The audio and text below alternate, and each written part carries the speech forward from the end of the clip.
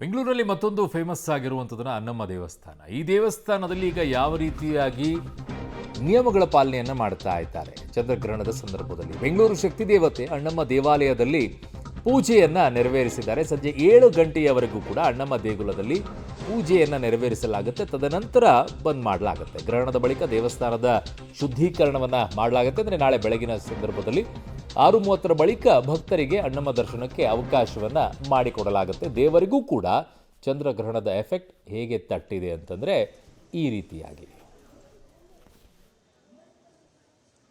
ರಕ್ತ ಚಂದ್ರಗ್ರಹಣ ಇರುವ ಹಿನ್ನೆಲೆಯಲ್ಲಿ ಭಕ್ತಾದಿಗಳು ಬೆಂಗಳೂರಿನ ಮೆಜೆಸ್ಟಿಕ್ನಲ್ಲಿರುವ ಅಣ್ಣಮ್ಮ ದೇವಸ್ಥಾನಗಳಿಗೆ ಬಂದು ಪೂಜೆ ಸಲ್ಲಿಸುವ ಕೆಲಸವನ್ನು ಮಾಡ್ತಾ ಇರುವಂಥದ್ದು. ಸದ್ಯ ನಾನು ವಿಜುವಲ್ಸ್ಗಳಲ್ಲಿ ತೋರಿಸ್ತಾ ಇದ್ದೀನಿ.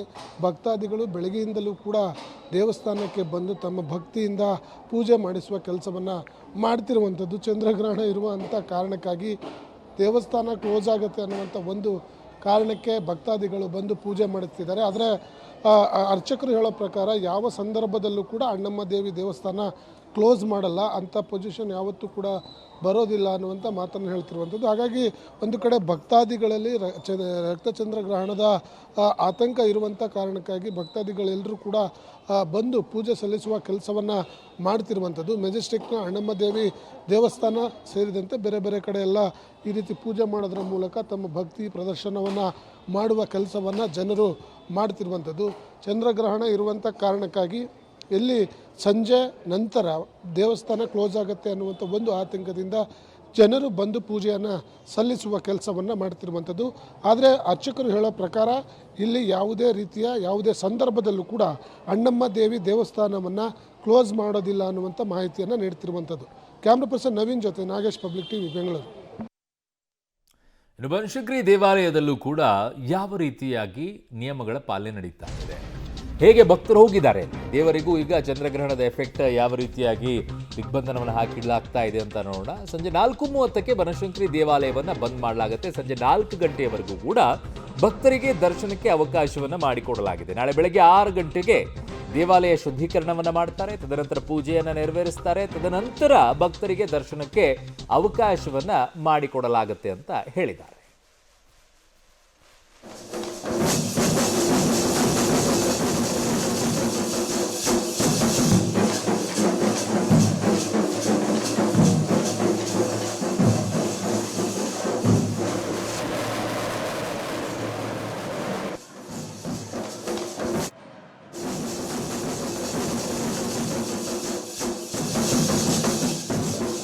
ಕ್ಷಣಗಳಲ್ಲಿ ದೇವಾಲಯದ ಬಾಗಿಲನ್ನು ಮುಚ್ಚುತ್ತಾರೆ. ಯಾಕಂದರೆ ಗ್ರಹಣ ಹಿನ್ನೆಲೆಯಲ್ಲಿ ಬೇಗನೆ ಅಂದರೆ 3 ಗಂಟೆ, 3:30, 4 ಗಂಟೆಯ ಒಳಗಾಗಿ ದೇವಾಲಯದ ಬಾಗಿಲನ್ನು ಮುಚ್ಚುವಂಥದ್ದು. ನಂತರ ರಾಹುಕಾಲದ ಪೂಜೆಯನ್ನು ಮುಗಿಸಿ ಸಂಪೂರ್ಣವಾಗಿ ದರ್ಬೆ ಮೂಲಕ ಏನು ಗರ್ಭಗುಡಿ ಇದೆ ಅದನ್ನು ಬಂಧನ ಮಾಡುವಂಥದ್ದು. ಜೊತೆಗೆ ಭಕ್ತಾದಿಗಳಿಗೂ ಕೂಡ ದರ್ಶನಕ್ಕೆ ವ್ಯವಸ್ಥೆ ಇರೋದಿಲ್ಲ.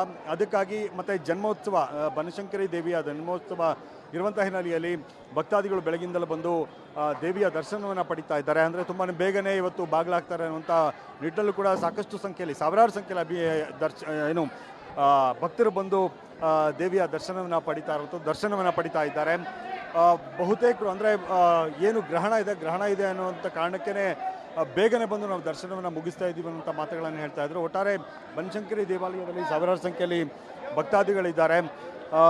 ಇನ್ನೂ ಕೂಡ ಅಂದರೆ ಕ್ಷಣಕ್ಕೂ ಕೂಡ ಹೆಚ್ಚಾಗ್ತಾ ಇರುವಂಥದ್ದು. ಇನ್ನೇನು ಸ್ವಲ್ಪ ಹೊತ್ತಲ್ಲಿ ದೇವಾಲಯದ ಬಾಗಿಲನ್ನು ಕೂಡ ಬಂದ್ ಮಾಡ್ತಾರೆ. ಅದರಿಂದಾಗಿ ಭಕ್ತಾದಿಗಳು ಬೇಗನೆ ಬಂದಿರುವಂಥದ್ದು. ಬೇರೆ ಬೇರೆ ಊರುಗಳಿಂದಲೂ ಕೂಡ ಬಂದಿದ್ದಾರೆ. ನಮ್ಮ ಜೊತೆಗೆ ಈಗ ಭಕ್ತಾದಿಗಳಿದ್ದಾರೆ, ಅವ್ರು ಮಾತಾಡಿಸ್ತಾ ಹೋಗ್ತೀರಿ. ಎಲ್ಲಿಂದ ಬಂದಿರೋದು ನೀವು? ಸರ್ ನಮಸ್ತೆ, ನಾವು ಬ್ಯಾಂಗ್ಳೂರಲ್ಲೇ, ನಮ್ಮ ಮನೆಯಿಂದ ಎಲ್ಲ ಚಿಕ್ಕಮಂಗ್ಳೂರಿಂದ ಬಂದಿದ್ದಾರೆ ಸರ್. ಹೇಳಿ ಮೇಡಮ್, ಇವತ್ತು ಗ್ರಹಣ ಬೇರೆ ಇದೆ ಮತ್ತು ಜನ್ಮೋತ್ಸವ ಇದೆ, ಏನು ಅನಿಸ್ತು? ಸರ್, ಗ್ರಹಣ ಇರೋದ್ರಿಂದ ತುಂಬ ಜನ ಆಗ್ತಾರೆ ಅಂತ ನಾವು ಅರ್ಲಿ ಮಾರ್ನಿಂಗ್ಗೆ ಬೆಳಗ್ಗೆ 6 o'clockಗೆಲ್ಲ ಬಿಟ್ಟು 9 o'clock ಒಳಗಡೆ ಎಲ್ಲ ದೇವಸ್ಥಾನದಲ್ಲಿ ಇದ್ದೀವಿ. ಆದ್ರೂ ತುಂಬ ರಶ್ ಅಂದರೆ ತುಂಬ ರಶ್ ಇದೆ. ಹಂಗಾಗಿ ದೇವ್ರ ದರ್ಶನ ಮಾಡೋಕ್ಕೆ ಇನ್ನೂ ವೆಯ್ಟ್ ಮಾಡ್ತಾ ಇದ್ದೀವಿ. ಹಂಗಾಗಿ ದೇವ್ರ ದರ್ಶನ ಮಾಡಬೇಕು ಸರ್. ಇನ್ನು ನೀವೆಲ್ಲಿಂದ ಬಂದಿರೋದು? ದರ್ಶನ ಆಯ್ತಾ? ಆಯಿತು. ಎಲ್ಲಿಂದ ಬಂದಿರೋದು? ಚಿಕ್ಕಮಂಗ್ಳೂರಿಂದ. ಇವರೆಲ್ಲರೂ ಕೂಡ ಅಂದರೆ ಚಿಕ್ಕಮಗಳೂರಿಂದ, ಬೆಂಗಳೂರಿಂದ ಬಂದವರು ಈಗ ದರ್ಶನವನ್ನು ಹಲವರು ಮಾಡಿದ್ದಾರೆ. ಇನ್ನೂ ಕೆಲವರು ದರ್ಶನಕ್ಕಾಗಿ ಕಾಯ್ತಾ ಇರುವಂಥದ್ದು. ಏನು ಜನ್ಮೋತ್ಸವ ಇದೆ, ಜೊತೆಗೆ ಗ್ರಹಣ ಇರೋದ್ರಿಂದ ಬೇಗನೆ ಬಾಗಿಲಾಗ್ತಾರೆ ಅನ್ನೋಂಥ ಕಾರಣಕ್ಕೆ ನಾವು ಬೇಗ ಬಂದು ದರ್ಶನವನ್ನು ಮುಗಿಸ್ಕೊಂಡಿವಿ ಅನ್ನೋಂಥ ಮಾತನ್ನು ಭಕ್ತರು ಹೇಳ್ತಾ ಇರುವಂಥದ್ದು. ಕ್ಯಾಮ್ರಾ ಪರ್ಸನ್ ಶರತ್ ಜೊತೆಗೆ ಮಾದೇಶ್ ಆನೇಕಲ್, ಪಬ್ಲಿಕ್ ಟಿವಿ, ಬೆಂಗಳೂರು.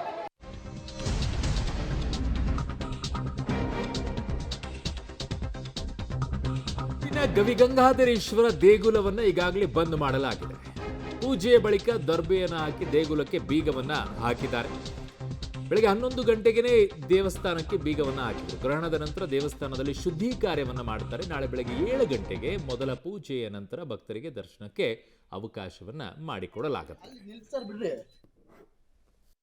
ಇವತ್ತು ವರ್ಷದ ಕೊನೆಯ ಚಂದ್ರಗ್ರಹಣ. ಈ ನಿಟ್ಟಿನಲ್ಲಿ ಬೆಂಗಳೂರಿನ ಬಹುತೇಕ ದೇವಾಲಯಗಳು ಕೂಡ ಮಧ್ಯಾಹ್ನ ಕ್ಲೋಸ್ ಆಗ್ತಾ ಇದ್ದಾವೆ. ನಾನಿವತ್ತು ಗವಿಪುರಂನಲ್ಲಿರ್ತಕ್ಕಂಥ ಗವಿಗಂಗಾಧರೇಶ್ವರ ದೇವಾಲಯದ ಬಳಿ ಇದ್ದೇನೆ.